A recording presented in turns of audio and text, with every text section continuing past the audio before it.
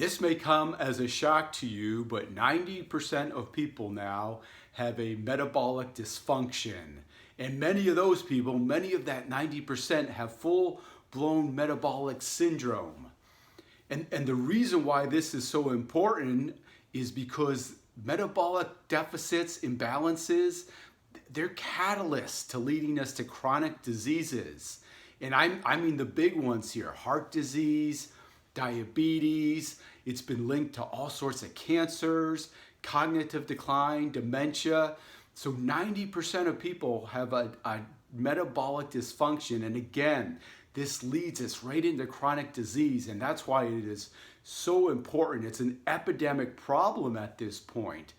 And I think also when you look at the chronic diseases too, they are all on an upward trend. They are all skyrocketing. So we have a lot to deal with here. And I think another problem is also that many people, many of that 90%, do not even realize that they have an underlying metabolic issue. And you can do just a self-assessment at signs and symptoms of metabolic dysfunction. Some big ones, some big red flags are high blood pressure, elevated blood sugars, obesity, carrying abdominal fat. Those are all glaring red signs of metabolic dysfunction. But there are even some other subtle signs and symptoms that you may be experiencing that kind of fly under the radar, such as lack of energy. If you're always feeling energy deprived, that could definitely be a sign. Lack of libido, also brain fog, irritable bowel problems. These are all other signs that something could be underlying, something could be brewing within us that again has that metabolic dysfunction tied to it. So it's critically important that we start learning more about this and taking action, of course, too. So when we look at metabolic dysfunction, at the top of the list as a cause, there's many factors, but at the very top of the list, most literature is pointing to insulin resistance now.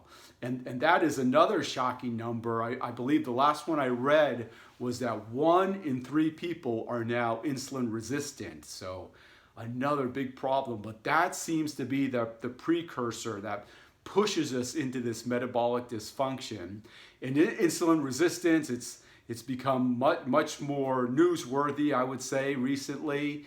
And just in a nutshell, that's when our insulin is not working properly. Its job is to transport sugar into our cells for energy use. But when the insulin is not working properly, we just start to accumulate excess sugar throughout our body, throughout our system. And that is the trigger for just a cascade of problems in terms of storing fat, not having enough energy for utilization in the cell, and chronic inflammation also. So insulin resistance seems to, again, be the trigger for so much of this. And I like to just give you a visual here. I have a little prop, my water jug. So insulin, again, is supposed to, if you can think of this water jug as a cell, like a muscle cell in your arm, and insulin is supposed to shunt to push the sugar in there so the cell can use that for energy. But when we're insulin resistant, you can think of it like the caps now on the cell. So insulin's trying to push it in, but it's just not working. It's not effective. So that sugar is just going to accumulate again and cause all sorts of problems, leading to metabolic dysfunction. And that pushes us towards chronic disease. So what can we do about this is the million-dollar question, right? What can we do? And this is the most interesting part, I think. Exercise, our good friend exercise, to rescue us again. When we exercise, we do not require insulin in order to push the sugar to transport it into muscle cells. Exercise is independent of insulin. We do not need it. Again, with my visual here, when we exercise, we have other transporters that can take the cap off that muscle cell and push the sugar in there for energy utilization. So exercise is amazing in that, thinking of it in that terms also. We do not need insulin in order for exercise to push the sugar into the cell. And even more specifically, there's certain types of exercise. This becomes very nuanced, but very important. There are certain types of exercise, according to research and literature, that are more effective of pushing that accumulation of sugar into our muscle cells. And the two key factors, what we really need to focus on with our exercise in order to have that effect, is intensity. We need to be challenged, and duration for a long time period also. So intensity and duration.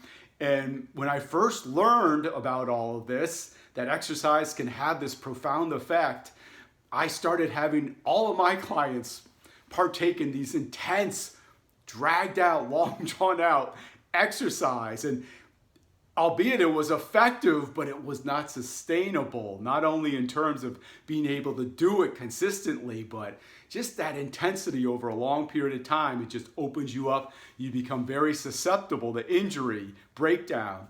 So I had to think of this another way. So I came up with this concept. I call it Seniorcises, and it's a way that active seniors can partake in challenging, intense exercises over a long period of time, and most importantly, it's sustainable and it's safe. Sustainable and safe, but again, we can get that direct effect of having the exercise affect the blood sugar in that type of way. So Seniorcises, let me give you some examples. The beauty of these, again, for active seniors is you can work them right into your daily routine. It's just taking an activity that you're doing anyhow, putting a little twist, adding a little imagination, just a small time investment, and you can pretty much make any activity that you're already doing again into an exercise, an effective exercise. So let me give you an example of some Seniorcises, just so you can see what I'm talking about. So getting out of a chair. I mean, of course, we're all doing that throughout the day. Let me pan down a little bit. We're all up and down out of chairs, right? So why not make this into an exercise? So of course we could do squats out of a chair. So maybe every time you get up out of a chair, do 10 squats throughout the day. That's going to compound, that's going to accumulate. If this is not challenging enough, you could even get on one leg. So I'm on my left leg. You could do squats off one leg to make it more challenging. So again, if you can do 10 repetitions of that each time you get out of a chair, challenging, again, consistent, but it's safe and it's sustainable. We could also just walk our feet out. So I have my hands on either end, the front end of the chair, and we can do some press-ups out of the chair. Again, challenging. We can bring a leg up, make it more challenging, and you can just, again, you can incorporate these all into what you're doing throughout the day. So getting out of a chair, you could do 10 of each of those. Say you're at the kitchen counter now. Say you're cooking dinner. I'm going to bring this up a little bit now. So you're at the kitchen counter, you're making dinner, or you're washing some dishes. You can just walk your feet back. You have your hands on the counter, and you can go right into some push-ups. 10 push-ups every time you get to the kitchen counter. To challenge, to make it more challenging, you could bring a leg up, you could do one arm. So make sure you use the counter, not a chair.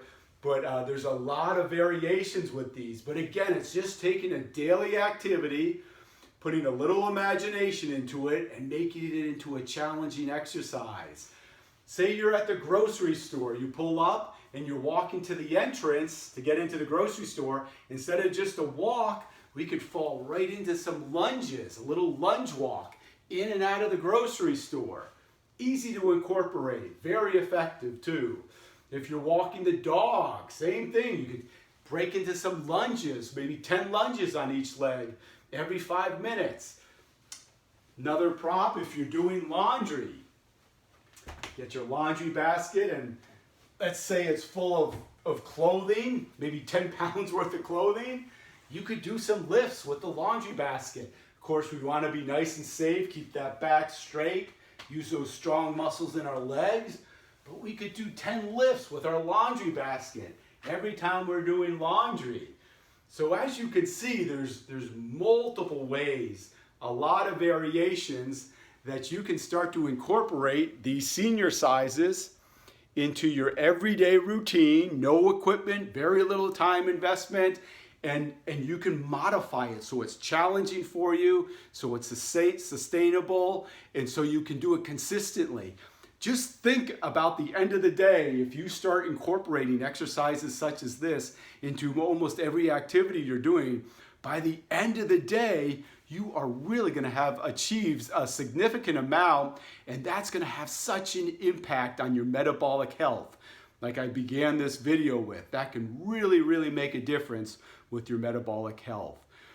Start incorporating these today. If you're not in pain and you do have a clean bill of health, if you are able to exercise, I would highly suggest to start incorporating these Seniorcises into your activities on a daily basis.